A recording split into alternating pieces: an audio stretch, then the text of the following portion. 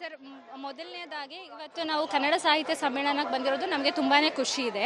ಆದರೆ ನಾವು ಏನಾದರೂ ಒಂದನ್ನು ಸೆಲೆಬ್ರೇಟ್ ಮಾಡ್ತೀವಿ ಅನ್ನೋದಾದರೆ ಅದನ್ನು ನಾನ್ ವೆಜ್ಜಿಂದನೇ ಸೆಲೆಬ್ರೇಟ್ ಮಾಡಬೇಕು ಅನ್ನೋಂಥ ನಿಲುವೇನಿಲ್ಲ.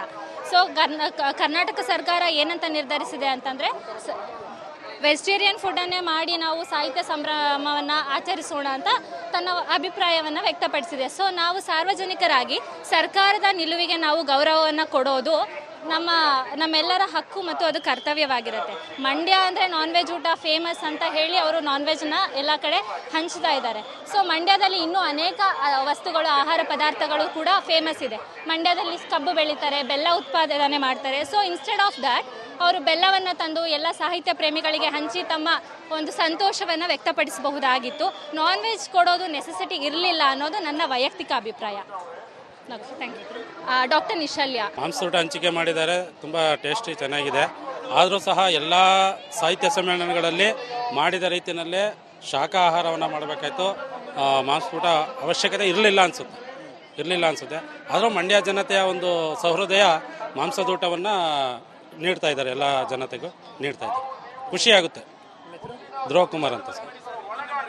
ಸರಿಯೋ ತಪ್ಪು ಅನ್ನೋದಕ್ಕಿಂತ ಹೆಚ್ಚಾಗಿ ಆಯೋಜಕರು ಏನು ಮಾಡ್ತಾರೆ ಅದನ್ನು ಒಪ್ಕೊಂಡು ನಾವು ಸಹಕರಿಸಬೇಕು. ಯಾಕೆಂದು ಕನ್ನಡ ಸಮ್ಮೇಳನ ಇಂಥದ್ದೇ ಬೇಕು ಅಂತ ಹಠ ಮಾಡೋದಕ್ಕಿಂತ ಹೆಚ್ಚಾಗಿ ಆಯೋಜಕರು ಏನು ಮಾಡಿದರೆ ಕನ್ನಡದ ಹಿತದೃಷ್ಟಿಯಿಂದ ಅದಕ್ಕೆ ನಾವೆಲ್ಲರೂ ಒಪ್ಕೊಂಡು ಮಾಡ್ಕೊಳ್ಳೋದು ಚೆಂದ ಅಂತ ನನ್ನ ಅಭಿಪ್ರಾಯ. ಮಾಂಸದ ಊಟ ಅಂತೇನಲ್ಲ, ಚೆನ್ನಾಗಿ ಅಚ್ಚುಕಟ್ಟಾಗಿ ಮಾಡಿದ್ದಾರೆ. ಯಾವುದು ಮಾಡಿದರೆ ಅದನ್ನು ಸ್ವೀಕಾರ ಮಾಡೋದು ನಮ್ಮ ಧರ್ಮ. ಕೃಷ್ಣಮೂರ್ತಿ ಅವರು. ಕನ್ನಡ ಸಾಹಿತ್ಯ ಸಮ್ಮೇಳನ ನಡೀತಿದೆ.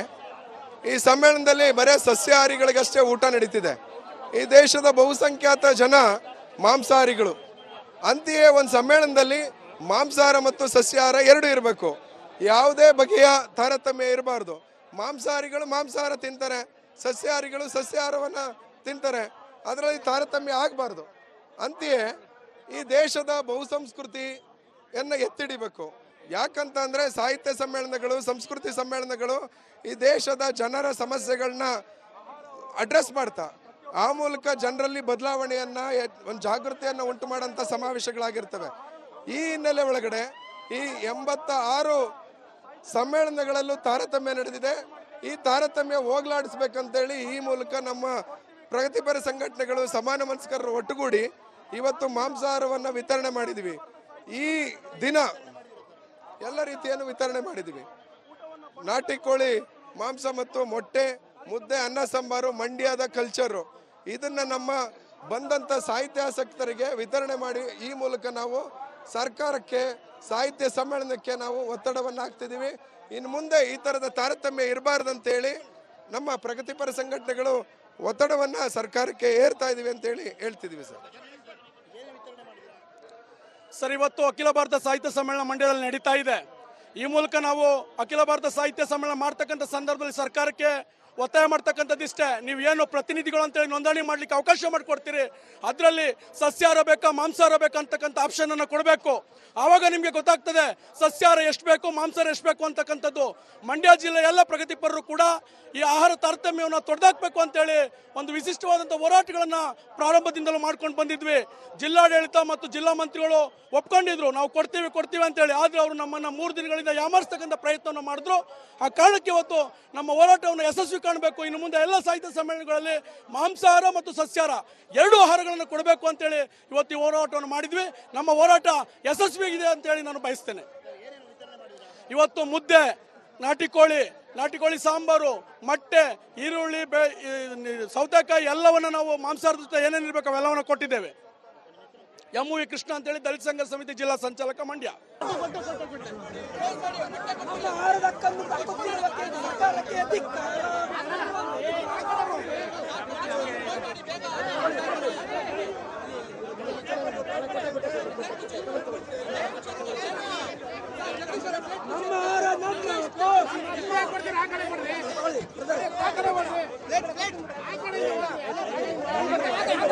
ಸರ್, ಮೊದಲನೇದಾಗಿ ಇವತ್ತು ನಾವು ಕನ್ನಡ ಸಾಹಿತ್ಯ ಸಮ್ಮೇಳನಕ್ಕೆ ಬಂದಿರೋದು ನಮಗೆ ತುಂಬಾ ಖುಷಿ ಇದೆ. ಆದರೆ ನಾವು ಏನಾದರೂ ಒಂದನ್ನು ಸೆಲೆಬ್ರೇಟ್ ಮಾಡ್ತೀವಿ ಅನ್ನೋದಾದರೆ ಅದನ್ನು ನಾನ್ ವೆಜ್ಜಿಂದನೇ ಸೆಲೆಬ್ರೇಟ್ ಮಾಡಬೇಕು ಅನ್ನೋಂಥ ನಿಲುವೇನಿಲ್ಲ. ಸೊ ಕರ್ನಾಟಕ ಸರ್ಕಾರ ಏನಂತ ನಿರ್ಧರಿಸಿದೆ ಅಂತಂದರೆ ವೆಜಿಟೇರಿಯನ್ ಫುಡ್ಡನ್ನೇ ಮಾಡಿ ನಾವು ಸಾಹಿತ್ಯ ಸಂಭ್ರಮವನ್ನು ಆಚರಿಸೋಣ ಅಂತ ತನ್ನ ಅಭಿಪ್ರಾಯವನ್ನು ವ್ಯಕ್ತಪಡಿಸಿದೆ. ಸೊ ನಾವು ಸಾರ್ವಜನಿಕರಾಗಿ ಸರ್ಕಾರದ ನಿಲುವಿಗೆ ನಾವು ಗೌರವವನ್ನು ಕೊಡೋದು ನಮ್ಮೆಲ್ಲರ ಹಕ್ಕು ಮತ್ತು ಅದು ಕರ್ತವ್ಯವಾಗಿರುತ್ತೆ. ಮಂಡ್ಯ ಅಂದರೆ ನಾನ್ ವೆಜ್ ಊಟ ಫೇಮಸ್ ಅಂತ ಹೇಳಿ ಅವರು ನಾನ್ ವೆಜ್ನ ಎಲ್ಲ ಕಡೆ ಹಂಚ್ತಾ ಇದ್ದಾರೆ. ಸೊ ಮಂಡ್ಯದಲ್ಲಿ ಇನ್ನೂ ಅನೇಕ ವಸ್ತುಗಳು, ಆಹಾರ ಪದಾರ್ಥಗಳು ಕೂಡ ಫೇಮಸ್ ಇದೆ. ಮಂಡ್ಯದಲ್ಲಿ ಕಬ್ಬು ಬೆಳೀತಾರೆ, ಬೆಲ್ಲ ಉತ್ಪಾದನೆ ಮಾಡ್ತಾರೆ. ಸೊ ಇನ್ಸ್ಟೆಡ್ ಆಫ್ ದ್ಯಾಟ್ ಅವರು ಬೆಲ್ಲವನ್ನು ತಂದು ಎಲ್ಲ ಸಾಹಿತ್ಯ ಪ್ರೇಮಿಗಳಿಗೆ ಹಂಚಿ ತಮ್ಮ ಒಂದು ಸಂತೋಷವನ್ನು ವ್ಯಕ್ತಪಡಿಸಬಹುದಾಗಿತ್ತು. ನಾನ್ ವೆಜ್ ಕೊಡೋದು ನೆಸೆಸಿಟಿ ಇರಲಿಲ್ಲ ಅನ್ನೋದು ನನ್ನ ವೈಯಕ್ತಿಕ ಅಭಿಪ್ರಾಯ. Thank you. ಡಾಕ್ಟರ್ ನಿಶಲ್ಯ. ಮಾಂಸೂಟ ಹಂಚಿಕೆ ಮಾಡಿದ್ದಾರೆ, ತುಂಬ ಟೇಸ್ಟಿ ಚೆನ್ನಾಗಿದೆ. ಆದರೂ ಸಹ ಎಲ್ಲ ಸಾಹಿತ್ಯ ಸಮ್ಮೇಳನಗಳಲ್ಲಿ ಮಾಡಿದ ರೀತಿಯಲ್ಲೇ ಶಾಖಾಹಾರವನ್ನು ಮಾಡಬೇಕಾಯ್ತು. ಮಾಂಸೂಟ ಅವಶ್ಯಕತೆ ಇರಲಿಲ್ಲ ಅನಿಸುತ್ತೆ. ಆದರೂ ಮಂಡ್ಯ ಜನತೆಯ ಒಂದು ಸಹೃದಯ ಮಾಂಸದೂಟವನ್ನು ನೀಡ್ತಾ ಇದ್ದಾರೆ, ಎಲ್ಲ ಜನತೆಗೂ ನೀಡ್ತಾ ಇದ್ದಾರೆ. ಖುಷಿಯಾಗುತ್ತೆ. ಧ್ರುವ ಕುಮಾರ್ ಅಂತ ಸರ್. ಸರಿಯೋ ತಪ್ಪು ಅನ್ನೋದಕ್ಕಿಂತ ಹೆಚ್ಚಾಗಿ ಆಯೋಜಕರು ಏನು ಮಾಡ್ತಾರೆ ಅದನ್ನು ಒಪ್ಕೊಂಡು ನಾವು ಸಹಕರಿಸಬೇಕು. ಯಾಕೆ ಇದು ಕನ್ನಡ ಸಮ್ಮೇಳನ, ಇಂಥದ್ದೇ ಬೇಕು ಅಂತ ಹಠ ಮಾಡೋದಕ್ಕಿಂತ ಹೆಚ್ಚಾಗಿ ಆಯೋಜಕರು ಏನು ಮಾಡಿದರೆ ಕನ್ನಡದ ಹಿತದೃಷ್ಟಿಯಿಂದ ಅದಕ್ಕೆ ನಾವೆಲ್ಲರೂ ಒಪ್ಕೊಂಡು ಮಾಡ್ಕೊಳ್ಳೋದು ಚೆಂದ ಅಂತ ನನ್ನ ಅಭಿಪ್ರಾಯ. ಮಾಂಸದ ಊಟ ಅಂತೇನಲ್ಲ, ಚೆನ್ನಾಗಿ ಅಚ್ಚುಕಟ್ಟಾಗಿ ಮಾಡಿದ್ದಾರೆ. ಯಾವುದು ಮಾಡಿದರೆ ಅದನ್ನು ಸ್ವೀಕಾರ ಮಾಡೋದು ನಮ್ಮ ಧರ್ಮ. ಕೃಷ್ಣಮೂರ್ತಿ ಅದು. ಕನ್ನಡ ಸಾಹಿತ್ಯ ಸಮ್ಮೇಳನ ನಡೀತಿದೆ. ಈ ಸಮ್ಮೇಳನದಲ್ಲಿ ಬರೇ ಸಸ್ಯಾಹಾರಿಗಳಿಗಷ್ಟೇ ಊಟ ನಡೀತಿದೆ. ಈ ದೇಶದ ಬಹುಸಂಖ್ಯಾತ ಜನ ಮಾಂಸಾಹಾರಿಗಳು.